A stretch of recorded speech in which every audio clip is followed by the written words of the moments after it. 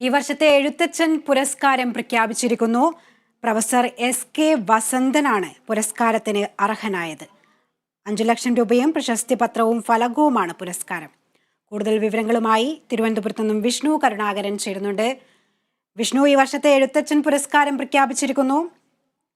Professor എസ്.കെ. വസന്തനാണ് പുരസ്കാരത്തിന് അർഹമായിരിക്കുന്നത് എന്നറിയാൻ കഴിയുന്നു. വിശദാംശങ്ങൾ.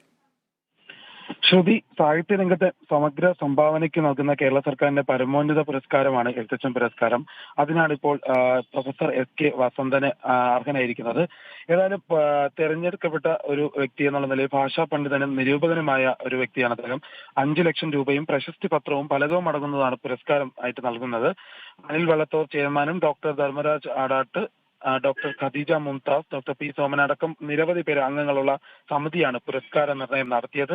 ഉപന്യാസം, നോവൽ, ചെറുകഥ, കേരള ചരിത്രം, വിവർത്തനം എന്നിങ്ങനെ വിവിധ ശാഖകളിലാണ് അദ്ദേഹം സംഭാവനകൾ നൽകിയിട്ടുള്ളത്. അതുമായി ബന്ധപ്പെട്ട പുസ്തകങ്ങളൊക്കെയും രചിച്ചിട്ടുണ്ട്.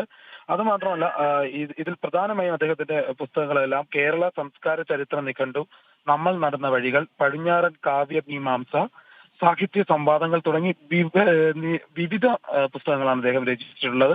വലിയൊരു നിരൂപകനും അതുപോലെ തന്നെ ഒരു രചയിതാവ് കൂടിയാണ് അദ്ദേഹം.